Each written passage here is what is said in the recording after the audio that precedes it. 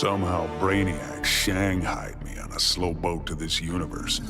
Bastard had big dreams about me being in his collection. Guess what I thought about that idea? Taking Brainiac out certainly got folks' attention. I got a lot of offers to stick around, but I got bored quick. Megalomaniac villains and tights-wearing heroes really aren't my thing. What's it they say? Home is where the heart is? But when I got back, things just weren't the same. The Bureau felt too small. It was time for me to hit the road. Africa was totally the right call. Wide open spaces suit me. Clean air, starry skies, and, not surprisingly, more than a few monsters to hunt. All in all, makes for a pretty good life.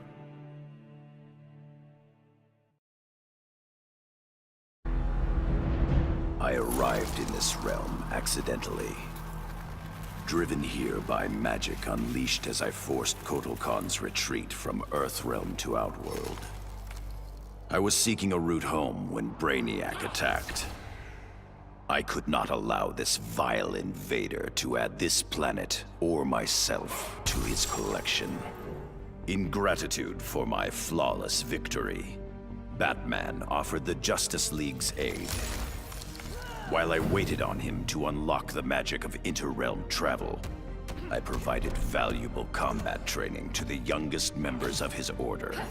But the spells that were devised went awry. Instead of opening a portal to Earthrealm, they opened a gateway to the Phantom Zone. Now, I fight to re-imprison Superman and his followers. They would not have been freed, but for my accidental arrival in this realm. I am now duty-bound to protect it, as if it were my own.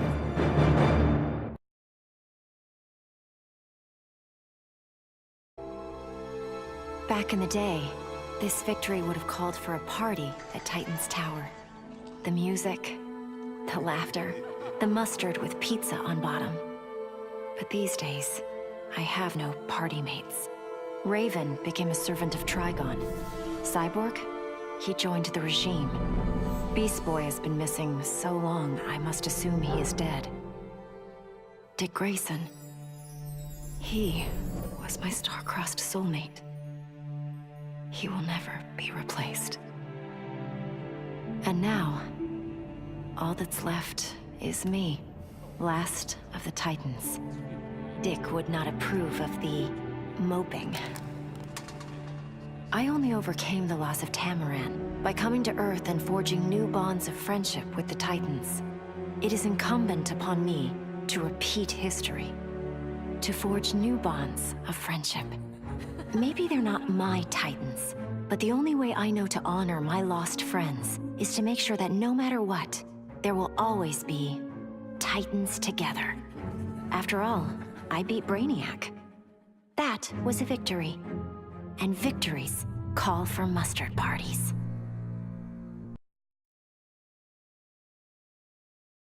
Brainiac's armor made him impervious to harm. From the outside, at least. He'll survive this minor brain surgery. He just won't be able to control his skull ship anymore. Crisis averted, I can get back to searching for my missing mentor, Professor Ray Palmer. Last year, Palmer dove headfirst into the Microverse, a subatomic dimension he himself discovered.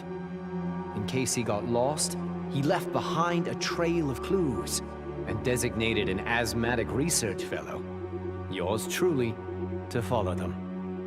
That trail cold, which is why I'm upgrading my biobelt with Brainiac's technology. It's my turn to go subatomic. I'm not the strongest or bravest hero out there, but Professor Palmer, he's an Einstein-level genius. He trusted me with his astonishing legacy.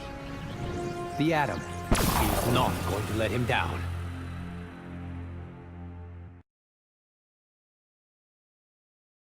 When it comes to magic, Even Brainiac has a lot to learn. He thought he could collect the power of the Enchantress, so I let him have it. And sure enough, the old witch ate him alive. It was over. Brainiac was beaten, but even more miraculously, the Enchantress was gone.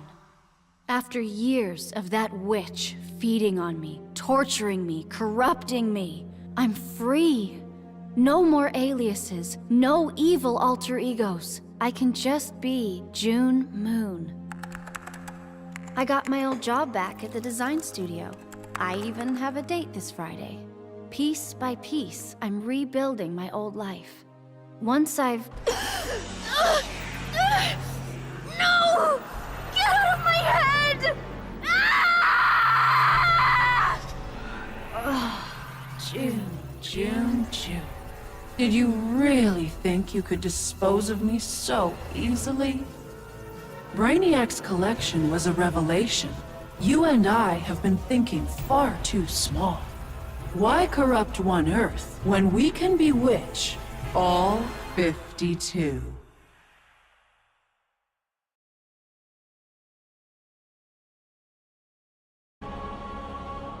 Brainiac stole Atlantis. For that, I could have thanked him. But that wasn't enough. Arthur Curry's kingdom had to be wiped from history.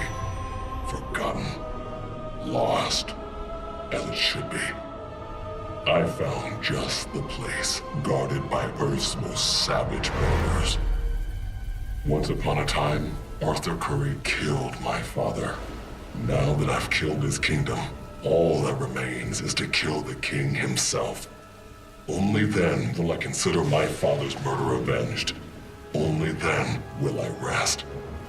And what of Aquaman? Does he come forward to avenge his own people? No. He hides behind an alien and an Amazon. Let him. It won't save him. Compared to that alien freak Brainiac, these three will be fish for the slaughter. And when they're dead, the world can thank Black Manta. The Coluan Brainiac was a genius without peer. But I am a god. I could not allow an errant intellect to steal the object of my vengeance. Superman refused to submit to my will, denied my conquest of Earth, and killed my son, Kalibak. He suffered and perished, but not until I told him exactly what would happen after he died. Kara Zor-El proved quite resilient, but eventually, Desaad broke her. She is a powerful weapon, a natural leader for my new invincible breed of parademons, cloned from the DNA of Superman himself. Superman robbed me of my blood. Now, our score is settled. That is the will of Darkseid.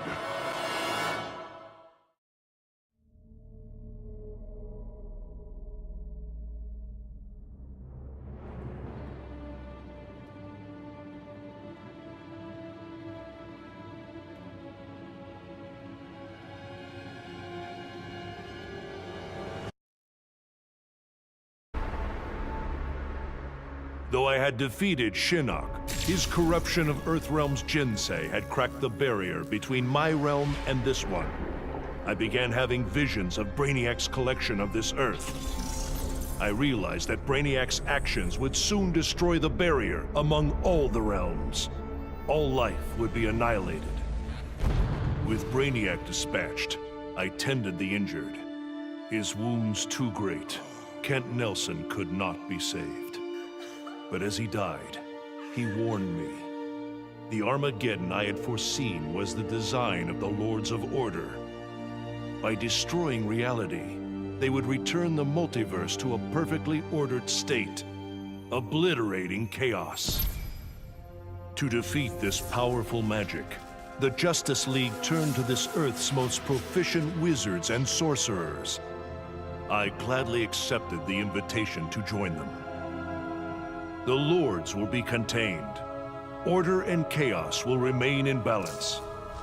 Life as we know it will continue. So you're like totally wondering where we vanished off to, right? It was Krang, Mikey. He sent... Raph, they might not know who Krang is. Donnie? Sure, Leo. Krang is a Neutromian criminal turned intergalactic despot from Dimension X. He's known— Yeah, what he said.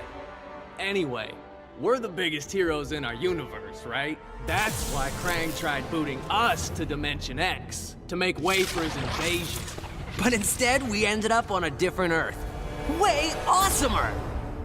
Krang sent us across the multiverse to a universe vibrating on a unique frequency, which is a macrocosmic constellation of— Enough with the technobabble, Donnie. Chill, Raph.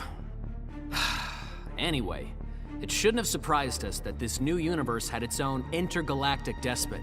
We knew we had to stop Brainiac, or else we— Just skip to the best part, bro.